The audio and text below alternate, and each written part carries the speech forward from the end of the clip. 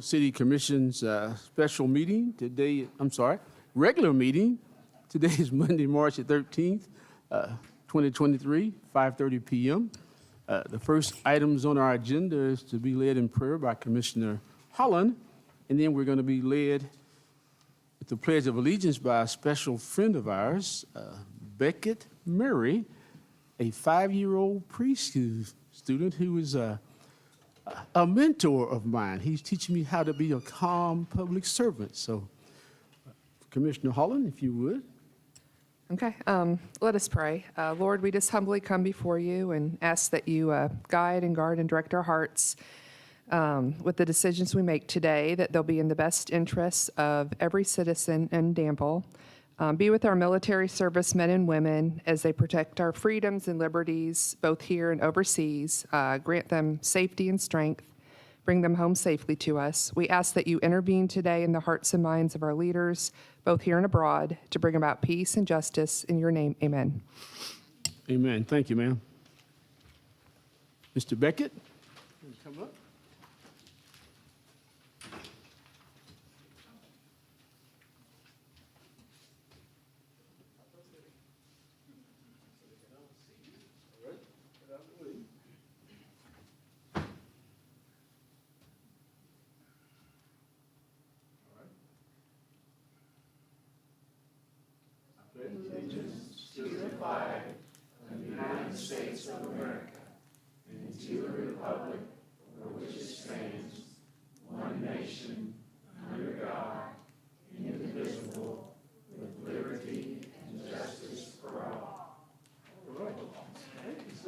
Thank you.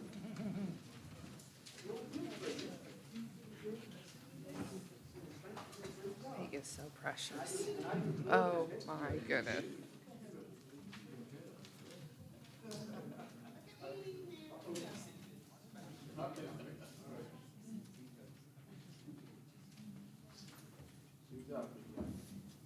Representing 5-year-old Danville. He's a 5-year-old, but we also have a 6th grader in the midst of us this evening. How you doing there, Mr. Rose? It's been pretty good. Good seeing you. Sorry about the company that you keep, though, but really good to see you, man. That's Dr. Ross's son, all right? Okay, let's go on. Commissioners, you have an agenda that you've had since last Friday. There's been one item that's been added to the agenda today. So I'd like to entertain a motion to approve the agenda as amended. I'll make a motion to approve it as amended. Is there a second? Second. All right, thank you. All those in favor of approving the agenda as amended, say aye. Aye. Those opposed, thank you all. The amended agenda has been approved. Next on our agenda is a time where we allow the public to come forward and to speak to the commission, and you're allowed to speak to us for 3 minutes or less. You will be asked to identify yourself, and you must at this time talk about items that are on our printed agenda. So hear the public on items that are on our agenda only at this time. Is there anyone?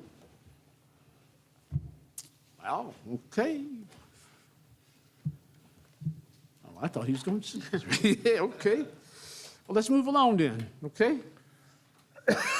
Item number 1 is an Art Center update, and we have Nikki Kincaid here to do that update. Thank you, ma'am. Yes, so Nikki Kincaid, Art Center of the Bluegrass. And I just thought I would come from time to time, if you'll have me, and give you an update on our project. And our big announcement today, we're very excited to have a $1 million gift match that has been announced with an anonymous donor through Center College. We will match all donations from now until the end of December, up till $1 million. So, yeah, we're very excited about that. Yes, ma'am. And we've raised $1.7 million so far out of our $3.6 million, and we've been in our silent phase, and we have about 25 donors, including the city of Danville, and We have at least 45 prospects that we've met with during the silent phase, including some foundations. And this week, we will go into what we call the public phase, where we invite the general public to help support the program and the expansion. And where we are right now with the building is we have hired an architect, and forgive me, I know I'm repeating myself to some, but some it's new information, Garland Van Hook. There'll be a press release going out today. And Garland has created plans for the building, and we have talked to him about programming, and now he's figuring out what exactly we can do in both spaces. And so because we don't know for sure, we're not going to announce everything quite yet, but we do know we will have a National Glass Museum featuring Stephen Powell's works. That museum will be in the federal building, in the current building we're in, and we'll have exhibit space there as well for local and national, and are continuing our exhibits as we do. We'll also have extended education space for both kids and adults. And we're very excited about that upstairs ballroom for large events, community events, and larger experiences for the Arts Center. And we hope Phase 3, that's down the road, to have a small glassblowing studio as well for education and demonstration purposes to go along with the museum. And I'll come back and tell you more over the year about programming particularly and where we're at and what we're doing. We have a lot of interest in the world of preservation and restoration, a lot of people on our side there. We're applying for historical tax credits for the renovation work. And that's just a little quick update of where we're at. And I'm happy to answer questions at this point if anybody has any. Okay. All right. All right. Thank you very much. Thank you. Next on our agenda is Danville School Superintendent, Dr. Greg Ross, who's going to talk to us about a SOLAS program. SOLAS program, okay? So this is not a ploy to get you guys to purchase anything. However, I do think that, you may not have enough. But it is a Okay, opportunity, thanks. for you all to consider the emotional and mental health of citizens of Danville. So just like you guys, I'm sure you get a ton of information about things. And this is something that we came in contact with from another school district. Basically, since COVID, we have really saw or seen a rise in mental health situations with our student population. And it's not that it wasn't there, it's just that the attention to it has become so much more visible and prevalent. And we want to be able to address it as soon as possible. And we know that a lot of our parents, and you'll see through the data that's on here, a lot of the family members, they get caught up in the fact that it takes so long to find a doctor. It takes a lot of time to get connected and actually have an appointment. And a lot of them give up before they ever get to an appointment. And what this does, this is not something that we're doing outside of our school services. We still have school psychologists, mental health professionals. We're connected with people in the community. This isn't anything that we're doing or taking away from anything. This is an additional support. And the way they kind of described it to us was an Uber for mental health services. I was fortunate enough to allow Mayor Atkins and Judge Bottom to see and hear the presentation from the gentleman that supports Care Solace in our area. But it connects them to both local and local mental health professionals and those that are far away, depending on what that individual needs. But they'll get care within 24 hours. And that's the big thing. And for us as a school system, it supplies support not only to our students, but to their families. And for the entire, and I don't mind sharing the cost of it for our school system, for the entire Danville School District for a year is $7,500. So for us, it's worth it. You know, that for that cost, it's definitely worth it. I was talking to Superintendent of Oldham County Schools, and he's partnered with the Oldham County Fiscal Court, and they're doing it as an entire community. Now, obviously, by covering the Danville students, it also covers their families, but it doesn't cover folks that don't have kids, or it doesn't cover city workers and things like that that may not have kids in the Danville school system. So my hope is just to put this on your radar. I'm not making a suggestion. I'm just putting it on your radar of maybe, you know, when we think, because the thing that really impressed me about this program is that for my employees, I can assign something if I see that it's a school-wide need, but they can also go and do it completely anonymously and get those services as needed. So it's just, and once it's connected to a person, it's connected to the entire home. So it's just an amazing program I want you all to be aware of, and hope that we as a community may be able to take advantage of something like this.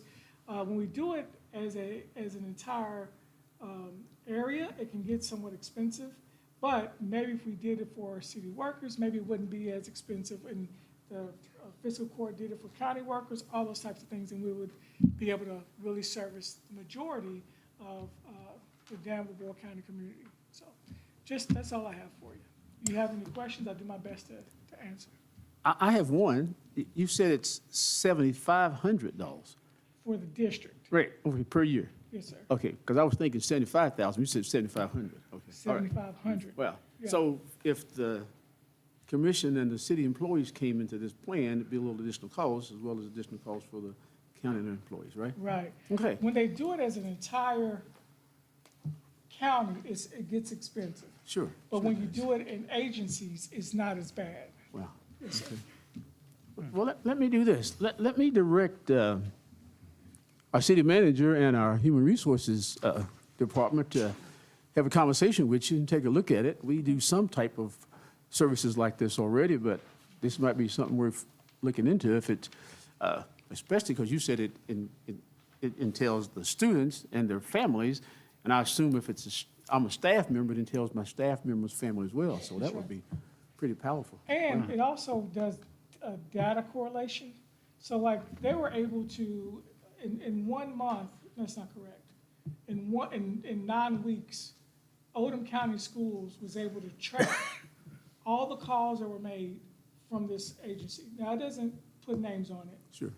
And then they were also able to track all the individuals that received services from those calls. And then it was able to track what services received, what was the main area. You know, maybe it was, you know, whatever the area was, you know, they were able to track those areas from domestic violence to, you know, whatever could, I mean, like all kinds of things. And they were able to really see where their need was. So it was just, to me, it was just mind blowing to see that kind of data. And because of their reaction to it, their boost in 9 weeks, their boost of student attendance was amazing. And you know, some things school systems are able to deal with, but other things we need to outsource to, you know, folks that are trained in that specific area. So I would assume for the city would be the same way. There's some things that you guys can deal with, but there's other things that you may need to outsource to a different area. So it was just pretty amazing to me, and I wanted to share it with our community to see if we could partner and service as many students and adults in the Danville County area. You don't have any other questions for him? Dr. Russ, I would encourage you to show the video to those two guys like you did for the judge and I. Very will. impressive, I okay? definitely do. Thank you for your time. Thank you, sir. And young Mr. Ross, you want to come up to the podium? You got your homework finished for tonight? We're going to do it right now. Oh, gonna go do it right now, all right. Okay. Thank you guys for coming.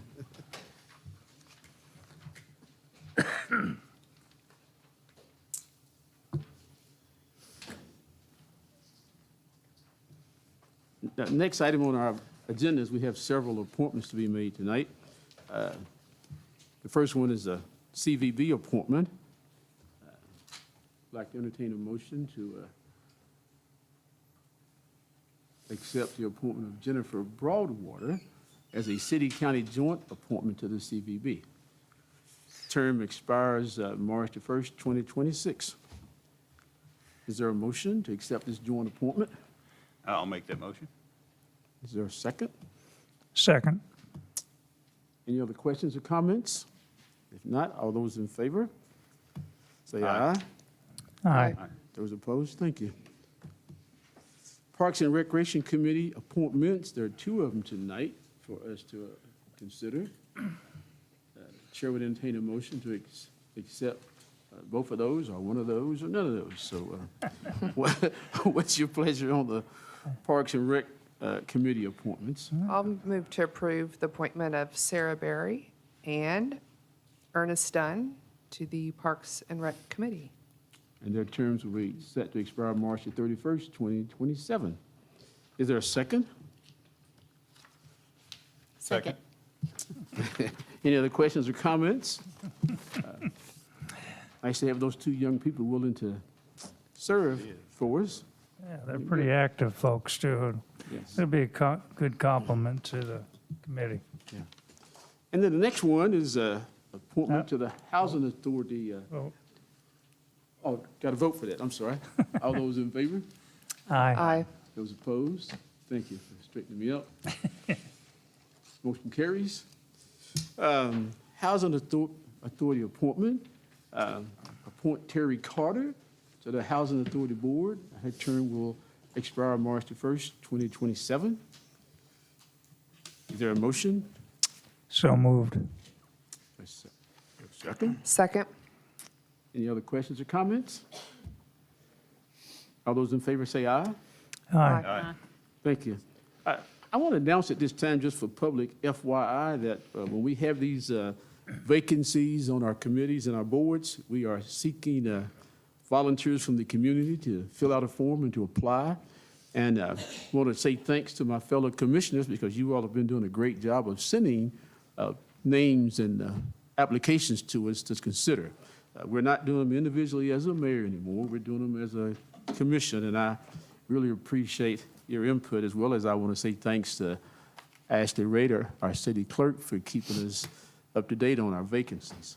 So thank you all. Next item on the agenda is approval of the minutes of the previous meetings. And that's on that. So is there a motion to approve the minutes from the February the 13th, 2023, and February the 27th, 2023 meeting? I'll make a motion to approve. All right. Been Second. moved in second to approve the minutes as presented. Any additions, corrections, deletions? Hearing none, all those in favor say aye. Aye. Aye. Those opposed?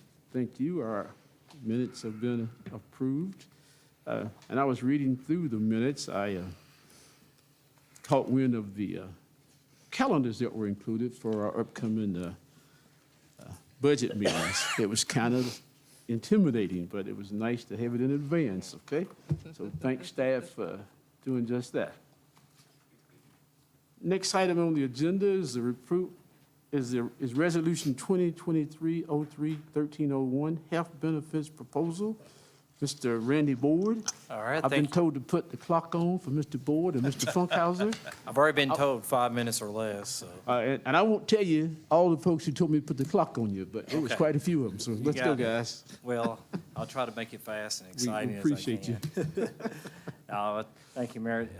So right in front of you, you have our executive summary for our health plan renewals for the 23-24 year. Last year, we partnered with Johnson & Pullman and Pill and Holland to do our brokerage services, and just want to say that they've done a fantastic job providing for the city. I've asked John Funkhauser to be here tonight to answer any questions you may have. So I'm just going to go ahead and just kind of run through this, and there's a lot of information in front of you, but we'll keep it as simple as top line as we can. Wow. Okay, so on our medical plan, currently we utilize Spearant as our TPA, Anthem as our medical network, TrueRx is our pharmacy, and our stop-loss reinsurance as companion. The city currently has a $70,000 deductible on our stop-loss plan. Staff is recommending renewing with all of these carriers for the next plan year. The only significant change is we're recommending moving our stop-loss deductible from $70,000 to $100,000. Essentially, what that means is because this is a self-funded plan, the city pays medical claims up to those limits, assuming, you have claims that hit those limits. And in looking at our analysis, by making this change, what it does, it basically saves the city approximately $100,000 in insurance premium, fixed insurance premium cost, with a potential risk of additional cost and claims of $30,000 on the back end, but you still have a net savings of $70,000 over the original proposal that was given for the new plan year. Our current plan's is expected liability and claims at $2.5 million. For the next plan year, it's forecasted at $2.6 million, which is a 1.3% increase over the prior year. The one thing that's really good about our renewal is that our coinsurance for plan members on the front end will not change. Basically, that means your deductibles, your coinsurance, your out-of-pocket maximums will all stay the same as with the prior plan year. Okay. Our dental plan is currently with Delta. We've got a $1,500 limit per member on our plan. We're recommending renewing with Delta. Delta did come back and provide a 2% rate increase, but based on forecasted staffing for the year, we forecast that there'll be a 5% increase on the Delta plan. Part of that is through utilization. Our employees are actually utilizing Delta Dental more than in the years past, which is good because that's good for health and wellness.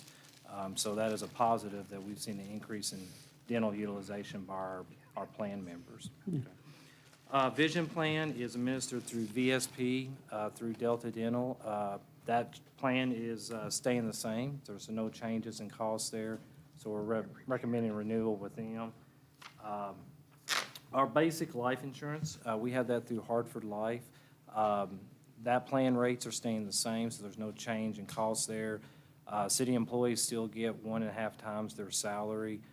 And then also, safety personnel also get an additional $50,000 line of duty rider. That will stay the same for this plan year as well. Voluntary life programs, those are 100% paid by the employees, but they'll stay the same. We're going to offer voluntary coverage for employees, spouse, and dependents. The guaranteed issue, you have up to $250,000 guaranteed issue on employee and a $50,000 guaranteed issue on spouse, and those all stay the same as the current plan is under our recommendation. And then also, we utilize Hartford for our short-term and long-term disability programs. Those have been really beneficial, especially when we've seen employees that's had, needs, obviously personal medical, and those plans pay 60% of employees' salaries at the time of the claim. Hartford has kept those rate guaranteed for 23-24 plan years, so we're recommending keeping that flat for this year. Okay. Probably our biggest benefit or change that we made last year, along with switching to the Anthem network, was our pharmacy assistance program. We transitioned to Sharks program last year. This program, the city invested $42,000 in the program.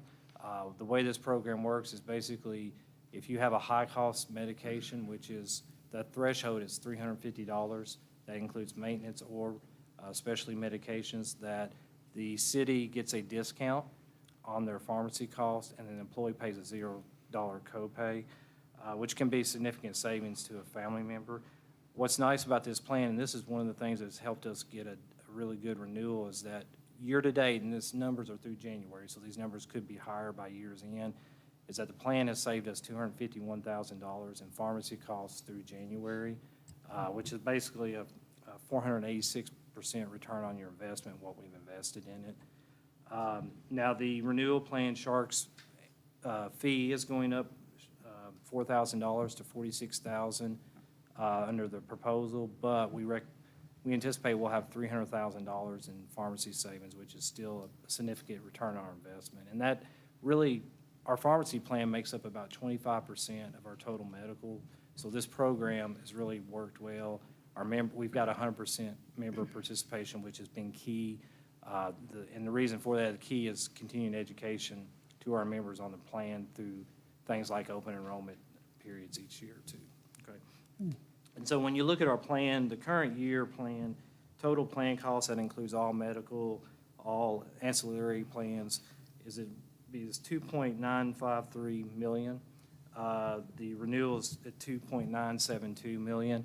That is pretty much, we're recommending that it's going to be basically a flat renewal, with the only significant change being the stop loss reinsurance going from 70,000 to 100,000. In your packet there, one of the charts that I provided, it's on the very last page. This one's really what's telling of our plan. While our costs have gone up the last couple of years, we also have increased our employee headcount, which anytime we add a new employee member on average, we bring 3 new members onto our plan. And if you look at the per employee cost, it's actually trending downward. And so and we hope that that trend will continue to go down as we mitigate our costs. And making that change last year from Cigna to the Anthem network was a big driving force behind that, because we're allowed to get into those. With our partnership with Pill and Holland and Johnson and Pullman, we got into the Anthem network and I look at these a lot whenever we have health claims. You'll see the claim may be X amount of dollars, but we're getting Anthem discounts that are provided to the plan. And so it's helping lower our costs. So even though we're raising staff headcount, our claim dollars are starting to go down on a per member basis, as well as keeping that plan value rich. And of course, this plan is a really critical in a recruitment and retention, because it's one of our strategic advantages in the marketplace right now. Okay, so that's all I have. You guys have any questions? Wow. Well, thank you, sir. Mr. Funkhauser, you want to add anything? It's been a pleasure working with Randy this year. We have had a hiccup or two along the way, but we've been there to pick those up, and I think the employees have been pleased with what's transpired last year. Commissioners, you have any questions or comments? I just scared anytime you ask Mr. Funkhauser if he has anything to say, because generally he does. I just want to thank you, because I don't know anywhere else in the community or business where the, per employee cost is trending down. I know nowhere else. So thank you and good job. Okay. So is there a motion to approve this recommendation on health benefits for our employees? I'll make a motion to approve Resolution 2023-03-1301. Is there a second? Second. All those in favor say aye. Aye. Those opposed? Motion carries. Thank you, Mr. Boyd. That's the only thing you have on the agenda tonight. Wow. And that was that 5 minutes or less? Wow. Item number 8, let's move along, is Resolution 2023-03-1302, opposition to Senate Bill 182. Mr. Coffey, you want to take the lead on that? I can. I want to thank Randy, too, and Mr. Funkhauser. Those two guys have worked really, really hard over the last few weeks, especially as they've gotten towards the end of it. So thank you guys for your effort. And item number 8, the opposition, the KLC board met. Of course, there's word that there's language that could be adopted in Frankfurt to deal with the annexation, the city's rights, et cetera. After the board meeting last night, it feels like this discussion is probably a little bit premature still, and so we'll hold that discussion another time. Thank you, sir. Any questions to Mr. Coffey? Mr. Coffey, I was real proud of you last night. You joined me on that 7 o'clock Zoom meeting on Sunday night with just, about a 3 or 4 hour notice that they were going to have it, and to find that there were 61, 62 mayors across the state on that Zoom was very impressive last night. So thanks for the heads up. Thanks for your participation. Item number 9, second reading of ordinance number 2006 involving 2170 Shakertown Road. This is the school ordinance, I think, isn't it? Yep. All right. Chair will entertain a motion, and then we'll let someone talk to us about it. Is there a motion to approve or to deny this resolution? I move for approval of the second reading of ordinance 2006. Is there a second? I'll second. Been moved and second, okay, discussion? Anybody have any questions or comments? Earl, you or Steve want to give a little brief overview of this for those who are watching for the first time? I'll be happy to do that. If the city clerk wants to read it into the record, that'll get us started on the right foot. All right, thank you, sir. This is the second reading of ordinance number 2006, an ordinance changing the zone from AG agriculture to institutional campus development ICD for approximately 24.051 acres, more or less, of real property located at 2170 Shakertown Road in the city of Danville, Kentucky. Thank you, ma'am. And Mayor and Commissioners, this is what I would consider a cleanup zone change. It is the location of DCA, and it was zoned agriculture, and now it will be in the more proper classification based on the Planning Commission's recommendations to institutional campus development. Okay, thank you, sir. Any other questions or comments? Madam Clerk, you want to do a roll call vote? Commissioner Caudle? Yes. Commissioner Peak?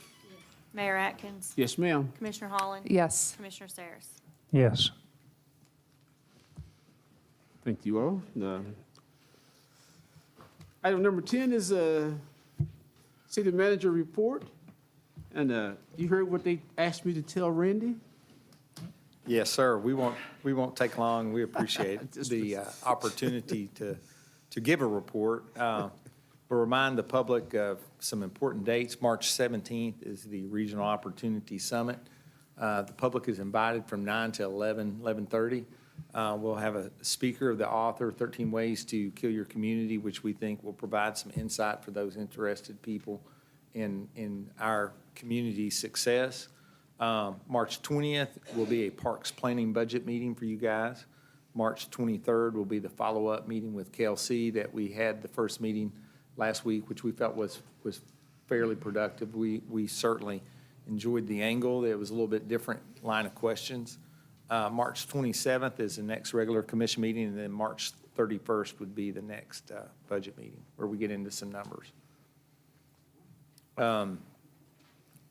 After the last commission meeting, at the commission meeting, there was a request for us to research a mitigation grant for those businesses on Main that are affected by streetscape. We'll keep doing that. We're not done yet, and we'll have some dialogue with you as we get more options and opportunities. Recall, we had the existing that was valued up to $10,000 for those businesses that were directly affected. The food truck ordinance, that is coming. We will hope to have that on the agenda on the 27th. Recall, we had some amendments to that. Website. We have gone through, the website was a little bit confused.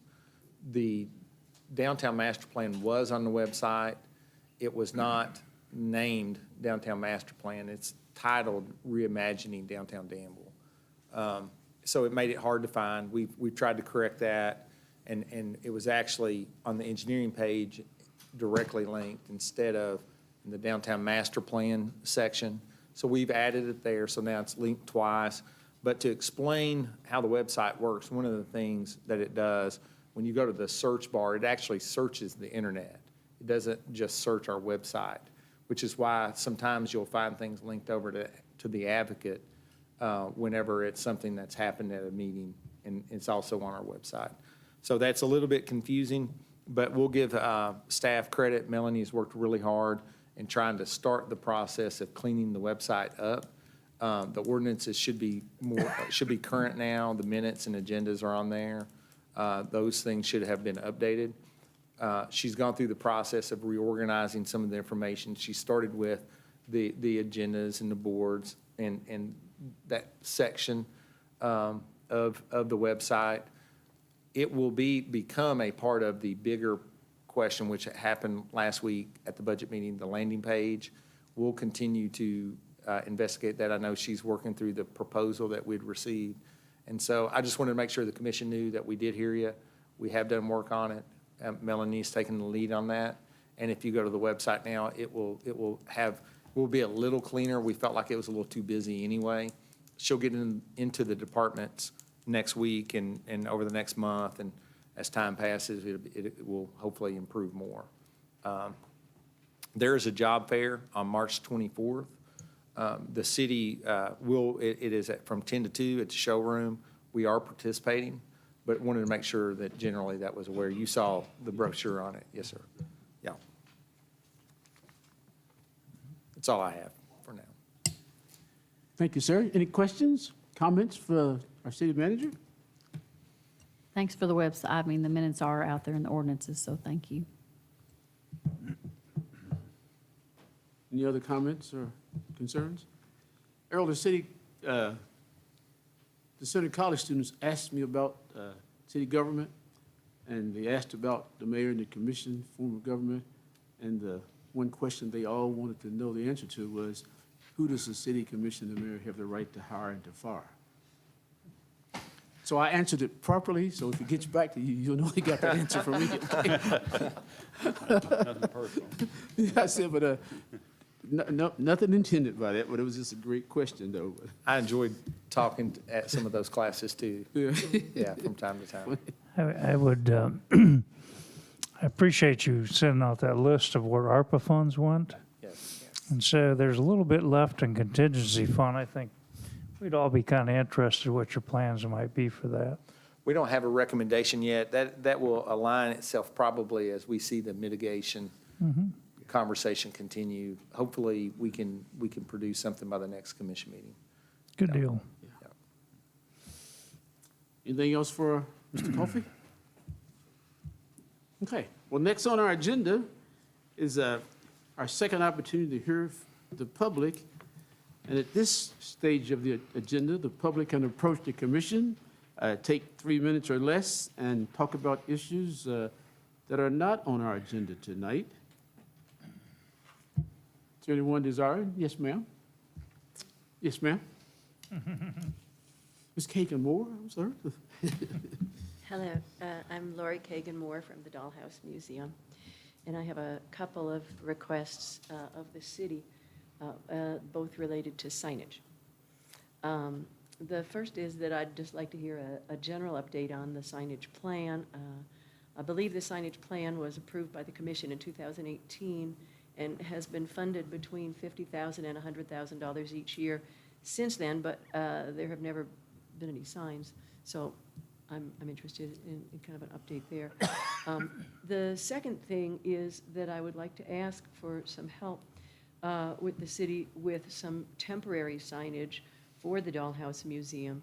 I'm asking for 3 signs, 2 of which are actually replacements for signs that we had, brown signs, that came down, that broke or fell or something like that. One of them is on Lexington Avenue between 4th and 5th. And Josh and I talked about this maybe a year ago, a little less than a year ago. And that one broke. And another one was on the bypass at North Maple, on the bypass as you travel southbound. So those are 2 replacement ones.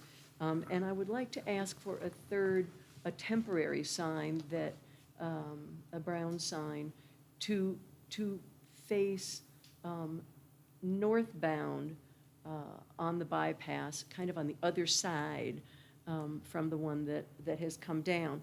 And the commission approved a permanent sign to go in that spot for the Dollhouse Museum for when the permanent signs come. So this would be in that place. Ronnie Yates was the person who some years ago put those 2 temporary signs up. And he said at the time that those were made in-house at no cost to the city and that the city put them up. So they were not an expense to the city. And the kinds of signs that I'm talking about, the small brown signs, I believe fall into that category. So we're talking about something that is fundamentally without cost. That's what I've got in mind. Thank you for hearing my request. Thank you. Thank you, ma'am.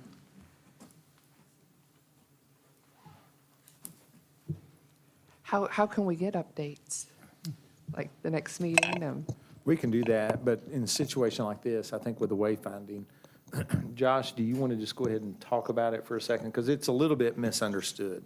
Yeah, the overall wayfinding, the large bypass signs that we've been trying to purchase for 2 years now, we're still waiting on encroachment permit approval. It's been pretty frustrating. We wanted to talk about that a little bit more when we got into the budget process of where we want to go from here, because they're really stripping down what we really wanted to do with that program. What KYTC is willing to let us put on the signs and the design of the signs and a lot of different things. So we're really struggling through that process. And we've had several meetings, and so we would like to spend that. I was actually thinking about you today, believe it or not. We were talking about trails this morning. We were talking about Jackson Park, and I actually ordered those signs I ordered them several months ago, along with some signs for Jackson Park and some signs for the cemetery, some that match our wayfinding signs, but they're smaller to go on some of our more downtown streets. So those should be ready to put up. I need to follow up on that. So I was actually thinking about that today, those other signs, the one for Lexington Avenue and the one for Maple Avenue. So those should go up soon. But the overall wayfinding project, we're still just working through that encroachment permit process. What I'd like to bring back to you all is a version of what they're going to be willing to let us put up, which is, they're changing our colors, they're changing our font, they're changing a lot of the things about the design of the signs. So it's getting to a point of whether how much are we willing to deal with and how do we want to handle it. So we'll come back to you all with an update soon and kind of some ideas about how we can go from here. Would there be any issue in getting another sign across the street on the bypass at Maple? Yeah, that'll have to go through KYTC because it's, they're out there on the bypass. Let me dig into that. That one's a little trickier than the one downtown because I went ahead and ordered those. Let me look into that a little bit more and see what KYTC thinks about it and really figure something out there. Why? Is them being picky about fonts and colors, is that new? I mean, I don't remember this being, of course, we hadn't done it on a large scale before, but. I could be wrong. There's a little, me making some assumptions here. From what we could tell is that those guidelines are constantly being changed, being revised. They've constantly been revised throughout our permitting process. So as we get something approved, every time we send it back to them, there's a new guideline. So, and I think that really started with, Lexington put up all those wayfinding signs back, 10 years ago now, 15 years ago, probably almost. And I think they're trying to steer away from that into something more regulated and standardized. So I think that we're just we might be too late is kind of the sad way to put it, that they're kind of overregulated to a point that we kind of lose our ability to be creative and do something that's unique to the community. Yeah, if you'll recall, at the time we had started that process, there was significant pushback by them at the time. And remember, a lot of the old traditional brown signs they wanted to remove from right-of-way. They're perceived as non-permitted, non-qualifying signs. And, directional signs such as downtown that way are acceptable. Anything with a name on it tends not to be, unless it's something that has multiple destination aspects to it, like UK or like Center College or like the hospital, something with multiple types of visits or multiple endpoints at the location. And so don't know how else to describe it other than that. Business district, acceptable. A business not. Industrial park is something that's acceptable, and industry is not. And so, that's generally the rule of thumb that we have to operate with. But like Josh is saying, he's tried to push back with it, and we'll just continue to see how that goes. It just is drug on, as we all know, and that's unfortunate. But they do require an encroachment permit when we do locate those signs on right-of-way. Well, I think if they're looking at the colors and the fonts and all that kind of stuff, Drive 10 miles down the road to Harrisburg. I don't know who approved Harrisburg, but Harrisburg put up about 50 signs around Mercer County and all throughout the city, and they're very uniform. They're all green and white, but they have multiple items on them, and they have, I think, local establishments' names on them, but it was a very uniform display, and probably in 4 or 5 days, they had all of them put up. They got it approved, I'm sure, but it just popped up overnight. And we're looking at 2018 to 2023, and we still don't have. Yeah, and Harrisburg's the example they use of where the direction they want us to go in. But those are very. What? Say it again, man. Harrisburg's the direction that they want us, they say, hey, look at Harrisburg as an example of what to do. But Harrisburg signs are very different than what we had been approved by the wayfinding master plan and that we were trying to get permitted. The quality of the sign? Just the design. The design is very different. Yeah. It's Design is much very more much unique. Harrisburg, yeah, city of first. Yeah. First city, I'm sorry, but yeah. And You're what right, they're trying to steer folks to is the large sign with the destinations on it is all very standard. Like I said, it's very standard colors, very standard font, standard border. But then you can put a additional sign on top. Like Harrisburg has the sign, the part on top that has the H in it. Yeah, the that logo has or something. That's, Yeah. they're trying to steer towards that. It's not integrated into the destination sign. It's actually separate. Your unique community item is separate, which is not what we were proposing.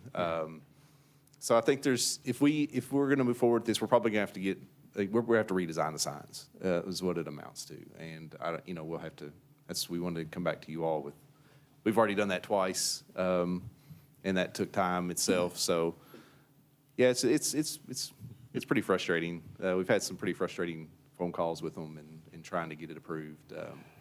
But we've got a lot of stuff we're trying to get them to approve right now. So we're trying to ease everything through as best we can. Okay, let's move along then.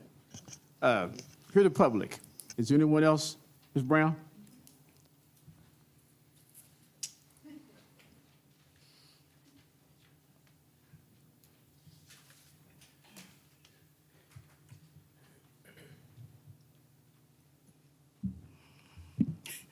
Wilma Brown, citizen. I don't know why I'm laughing, because this isn't funny, but I have great respect and admiration for our city manager, Coffey, but if the public cannot figure out how to access information on the city website, it doesn't matter how many excuses there are for it. Now, it is improved, and I did look this week, and you can access the downtown master plan completely in its complete 52 pages on the downtown, on the city website. So that's a great deal of improvement, and I appreciate everything the staff is doing to improve that website because it has been very awkward. Now, but thank you, Mr. Coffey, for that information and for getting that taken care of. Now, something else about the downtown master plan, there are a great many rumors going on about it, simply because there's not enough information to the public. And the biggest rumors concern the hotel that is proposed at the corner, up here at the corner of Main and 4th Street, where an empty parking lot is right now. But that's a larger plan with a community center to be constructed where the old fireplace is, the old firehouse, right across the street. And then also that would include a parking garage behind those two buildings back on Walnut Street. Now, in order to do that, 3 viable businesses would have to be moved, and that's Johnson & Pullman and U.S. Bank and PNC Bank. And those are also in good buildings. Those buildings would have to be taken down too. There are a great many rumors because someone in the city has been talking to some business owners about this as if it were a done deal, and it's going to be, these constructions are going to start anytime, and there are other business owners and certainly the public that know nothing about it. So the questions would be, is the city going to use taxpayer money to invest in all of that reconstruction? Is Center involved in this? Because that would help them. A hotel and parking garage would help them a great deal. Are there private investors? I think because there's no information coming from the city, then people are making up information, because every week I hear something different about that project. So it would be very helpful if the city from time to time would let us know where we are in the downtown master plan and where we're headed for the next year. So thank you very much. That's interesting, thank you. And we shall do that, give updates when it's appropriate, but I don't think we have any updates as of right now. And I hope when you're hearing those rumors, they're not coming from the mayor and his 4 comrades, partners sitting up here, but I don't know that. But thanks, that's good information. We need to be aware of that. Anyone else on here, the public? Well, thank you all for sharing with us. Next on the agenda is commissioner comments. I would love to see a hotel. Commissioner comments? Nothing from me. I just want to say thank you to the Public Works Department and Parks and Rec, police and fire and dispatch and all of the people that were involved in the windstorm and all the things that happened. I know they were really busy, and I appreciate all that they did in KU and RECC to get the lights back on, because it was several days without. And also the debris, maybe somebody could announce, or I know it's on the website, but some people don't understand, do they put the debris on the corner? Do they, so they can pick it up? I know it's till March 17th, but it's a little confusing for people. If somebody could explain it a little better, I think that would help the community. But I want to say thank you for that.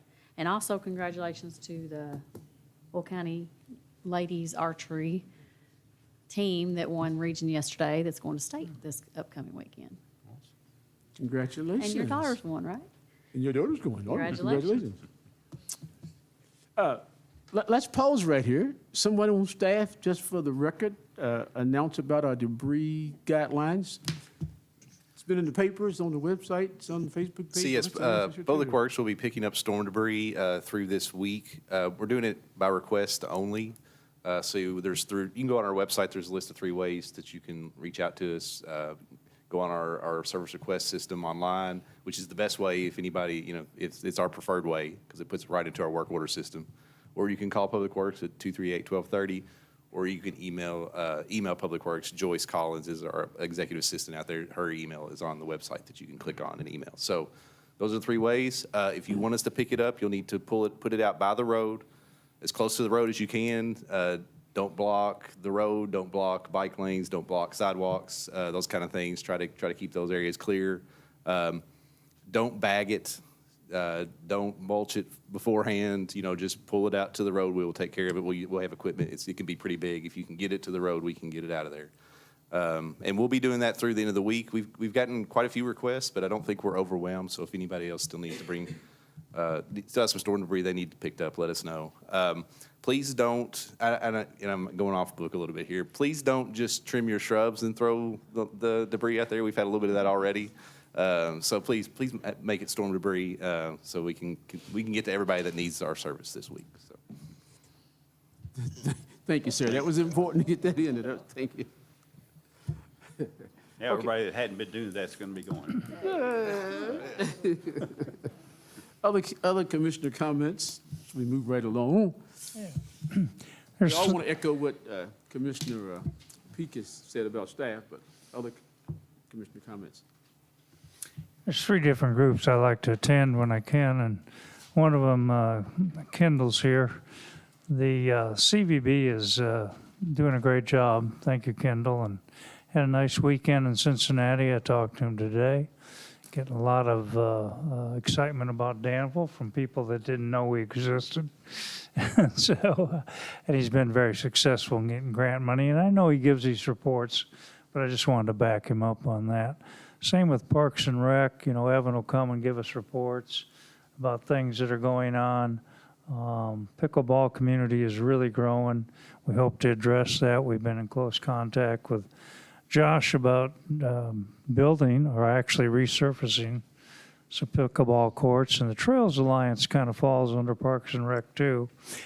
Met this morning. It's alive and well, and getting themselves in a position to apply for grant money, because we've got a nice map going and so forth, so keeping our town recreated.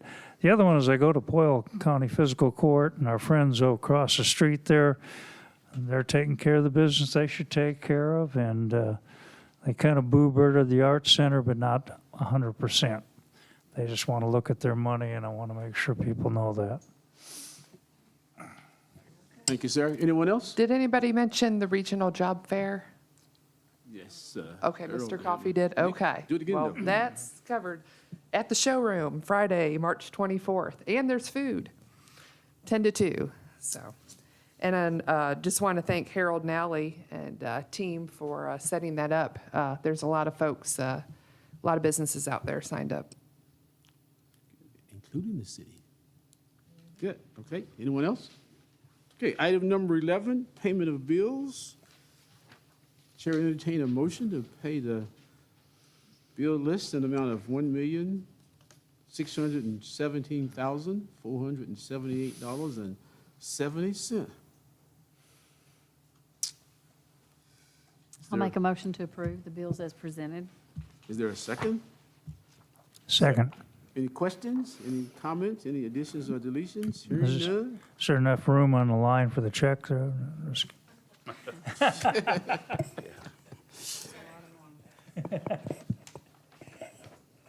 Any questions or comments about anything on the bill list? If not, all those in favor, say aye. Aye. Those opposed? Motion carries. Item number 12 out of 20 is second reading of ordinance number 2007, insurance premium tax ordinance. Madam Clerk, you want to read the second reading for us? This is the second reading of ordinance number 2007, an ordinance amending Chapter 16 Taxation, Article 3, License Tax on Insurance Companies of the Code of Ordinances for the City of Danville, Kentucky, to decrease the percentage of tax payment that is required upon the issuance of insurance policies. Thank you, ma'am. Is there a motion? I move for approval of second reading of 2007. Second. Any questions or comments? Not, roll call vote, Madam Clerk? Commissioner Peak, Yes. Mayor Atkins, Yes, ma'am. Commissioner Holland, Yes. Commissioner Saris, Yes. Commissioner Cottle. Yes. Item number 13, second reading of ordinance number 2008, sanitary sewer pre-treatment. Want to read that for us, Madam Clerk? This is the second reading of ordinance number 2008, an ordinance amending City of Danville, Kentucky Code of Ordinance, Section 18-56, subsection E, pertaining to sanitary sewer industrial discharge limits, and Section 18-80, subsection 3, pertaining to monthly sewer service charges for industrial customers. Is there a motion? I'll make a motion to approve the second reading of ordinance 2008. Is there a second? Second. Mr. Carrier, you want to make some comments? Yes, sir, thank you. This is in relation to industrial discharge limits for those suppliers in the City of Danville wastewater system that may meet or exceed some of these industrial discharge limits. So you have some chemicals such as copper, zinc, cadmium, silver, a lot of your metals, and then you also got biological oxygen demand and items like that, that if they do meet or exceed some of those chemicals or state and EPA mandated limitations, they pay a fee for that. So that's what this is for. Okay, thank you, sir. Any other questions or comments? If not, Madam Clerk, roll call vote? Mayor Atkins, Yes, ma'am. Commissioner Holland, Yes. Commissioner Saris, Yes. Commissioner Cottle, Yes. Commissioner Peak. Yes. Thank you all. Item number 14, Resolution 2023-03-1303, easement acquisition. Let's entertain a motion before we have Mr. Carrier give some comments on this one. Is there a motion to approve the easement? I'll move to approve Resolution 2023-03-1303. Is there a second? Second. Mr. Carrier, any comments? Thank you, Mr. Mayor. This is one of several easements that the city is in the process of acquiring to build a 15-inch gravity sanitary sewer line from the existing Balls Branch gravity sewer that runs from Junction City all the way over to the pump station on the bypass out there by the church, and it extends north up to Bypass Center development there. It's that development associated with Asuka and Cattleman's in that area. Thank you, sir. Questions or comments? If not, all those in favor of passing Resolution 2023-03, say aye. Aye. Those opposed? Thank you. The resolution carries. Item number 15, Resolution 2023-03, 1304, wastewater sludge disposal bid award.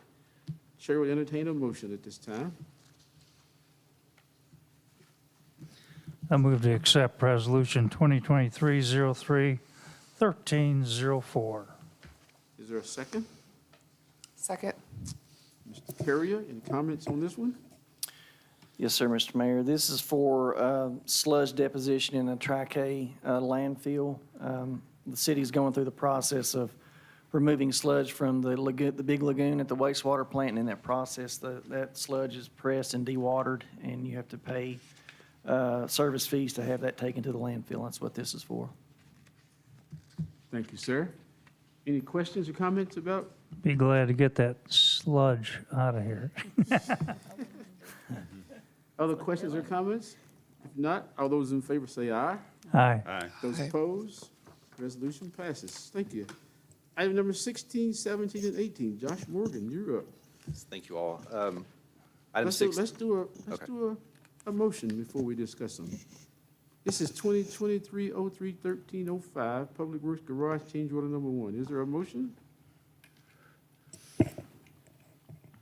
So moved. Is there a second? Second. All right, Josh, you want to give us a little update on this one? Yes, this is a change order for the Public Works Garage office fit-up project. There's an assortment of items that we've kind of accumulated so far, some debits and credits. It results in an increase of $18,247.36.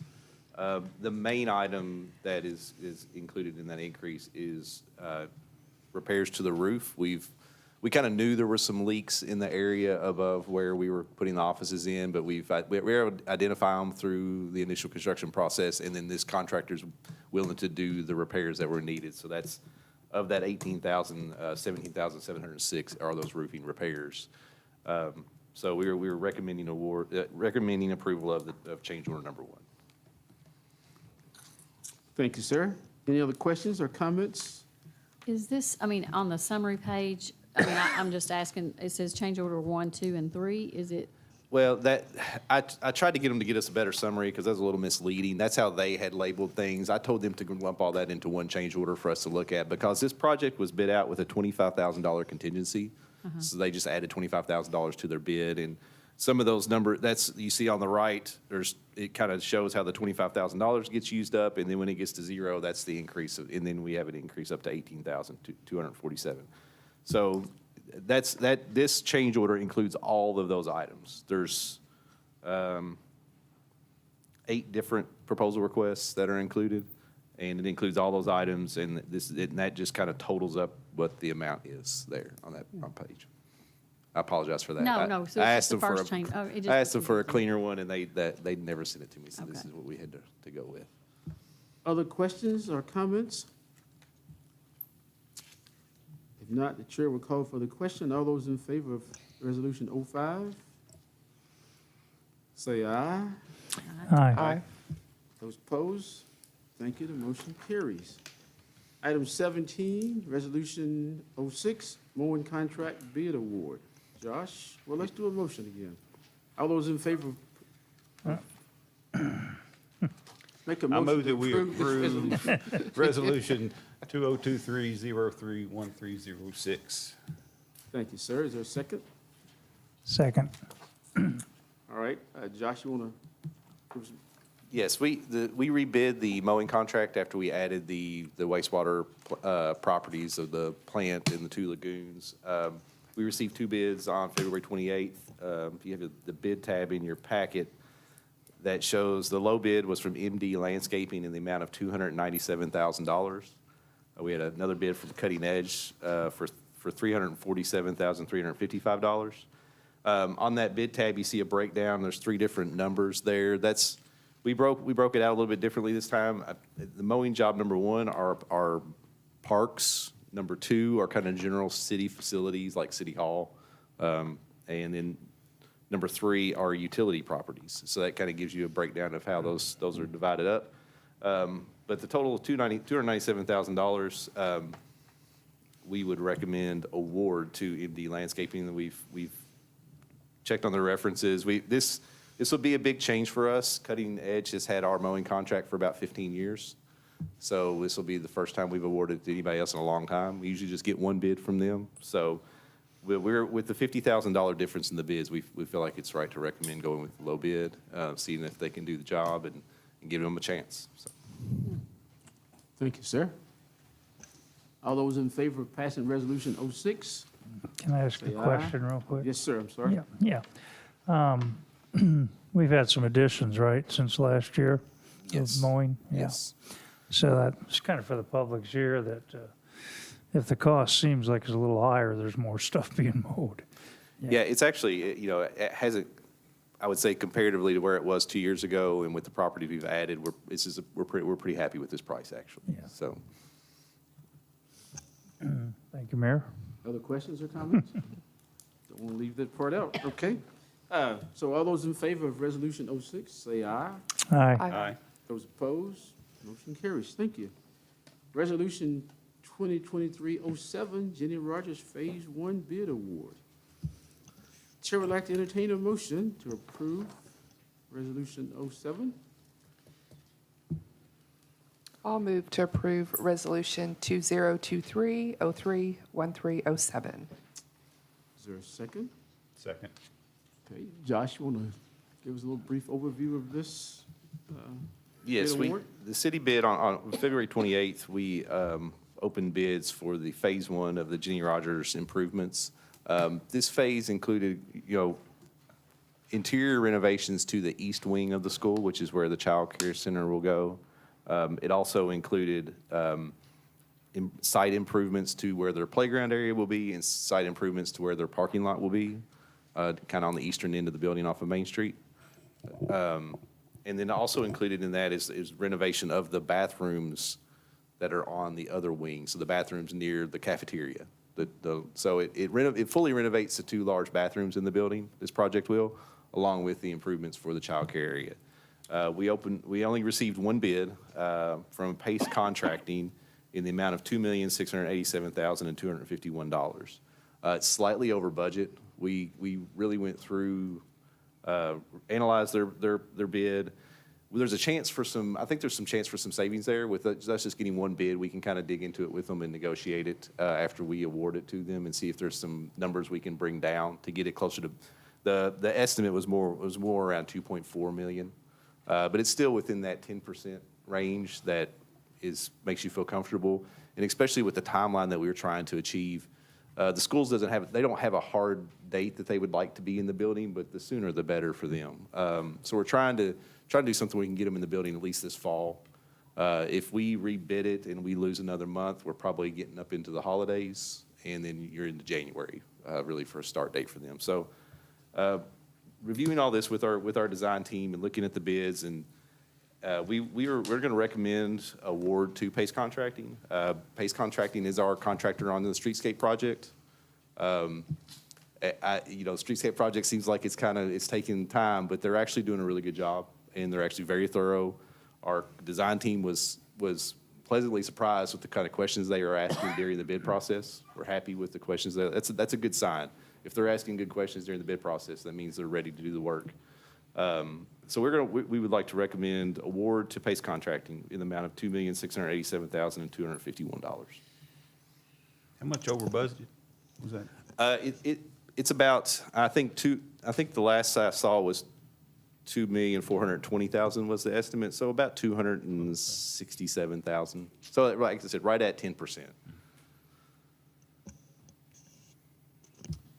My question would be, have we checked the roof, or does it include the roof? This does not include the roof. I was actually on the roof just 3 weeks ago. We have a couple of leaks that we've kind of been taking care of. We've been patching up there. I was on the roof. I mean, we're probably, I mean, that roof was installed in around 99, 2000. We're getting close to needing to do something with that roof, but that'll be an overall project for the entire building when we decide to go down that road. I think we can get by for the next 5 to 10 years. I guess that's my next question is, if, I know that we were brought a proposal about the swimming pool or possibly Yes. putting a pool up there. If that was approved, would you have to redo what you're doing now? Would it be a redo or just? No, everything we do now will be, we'll be able to move forward with whatever projects we go with from here, if that makes Okay, sense. you See, just no, don't wanna reinvent. we're not going to Redo reinvest in anything. This will put the improvements we're doing will put them in their final state for wherever we end up. Okay. So this is just one, kind of the first phase of any improvements. And Earl and I were talking earlier, you know, other than the roof and then whatever we decide to do with aquatics, this is I don't foresee another chunk of money this big going towards, you know, we were the southern wing, the other wing of the school, we have the floors torn out, you know, we can kind of put those floors in a, not one big, huge project like this, but just get some rooms done. Then the walls need cleaned off and painted, but that's kind of the extent of the work. Once we renovate the bathrooms, that's really the extent of the work that needs done over there. And unless we have another user like the child care center that wants to start moving some walls around and things like that. Otherwise, it's going to be pretty basic improvements that we can do with kind of in-house. You know, we can do smaller projects. You know, we can do in-house stuff. So we don't foresee another. This is kind of unless we do something with aquatics or do something with the roof, or we decide to renovate the gym. This is the last kind of huge chunk of money we see on the kind of immediate horizon. Now, we have some HVAC repairs that we need to do. We've received a quote for the makeup air unit for the whole building will not even turn on. We need to get that repaired. It's a $70,000 plus piece of equipment. So there'll be some things like that kind of come to us. But the rest of the HVAC system seems to be working. The gym, heat and air works very well. So I don't think there'll be a lot of those kind of expenses, but those will come along that we'll need to cover. But this is a big project. But it also it gets that space in a place where we had this lease agreement. We can start generate revenue off of it. We can feel good about the facility they're going to be using, and gets it set up for them. It's turnkey for them. That's the point of this. It'll be turnkey. They'll be able to walk in and use that into the building and feel like they're in a good space that they're getting their money's worth for. And for our kids. Yeah, okay. Other comments, questions? All the safety concerns are behind us. Wasn't there some talk about asbestos and we already pulled it out? Yeah, so we removed all the asbestos floor tile last year. So if you go in the building now, you go in the classrooms, you'll see they don't have floors in them because we took out all the floor tile and even the stairwells. So there were 3 areas of concern with asbestos. That was one. The other was there's an insulation panel in the roof system that is above 2 drop ceilings and then above the structural system. So it's not in contact with asbestos as long as it's not disturbed. It's not an issue. We'll continue to do air quality testing for those because we just can't. You would have to rip out the entire roof deck system to remove those, which they obviously didn't do in 2000 when they redid the roof. So I think there's a reason that that's still there after 70 plus years. I think it's probably too integrated into the building to even remove at this point. So, and there's some duct wrap back in the walls that we can't get to. It's the insulation that goes around piping and duct work. So that's always going to be there. So there'll always be a certain amount of air quality testing that we're going to need to do. But we've removed the asbestos that people would actually be in contact with, which would be the floors. So we've tried to do that to at least make that safer. But students were in there for 70 years. And I've got a binder this thick of the air quality testing that the schools did for 70 years to take care of, to make sure, but not 70 years, however long they had to do air quality testing. So.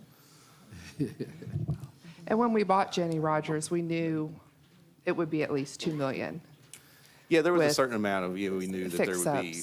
And I guess for the public's sake, you know, the 2017 Parks and Rec Master Plan, that's a mouthful, you know, identified a desperate need for a gym and classrooms. And not all the public knows that. And to build that facility was going to cost, I think, almost $10 million.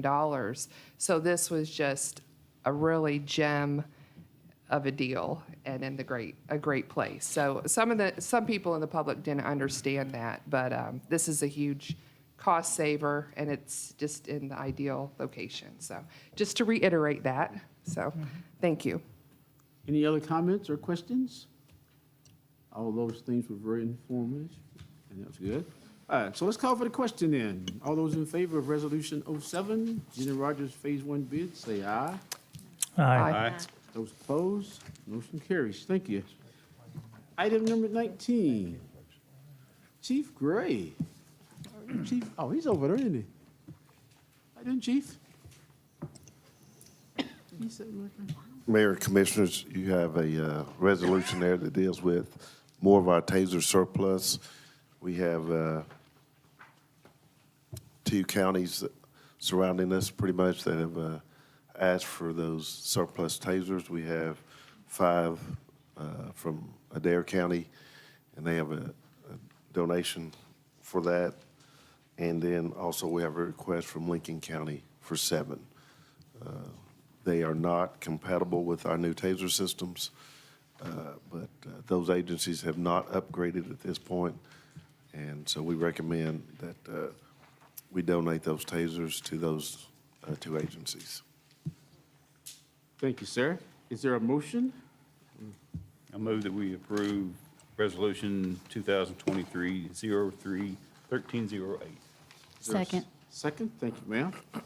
As we vote to approve this resolution, I want you all to keep in mind that we have pulled out one already for Commissioner Holland to take possession of. I'm sure you all remember that now. I would like one. No, too late now. Commissioner Holland got his, okay, all those in favor, say aye. Those opposed, thank you, Chief Gray. Aye. Thank you all. Aye. And then we have item number 20.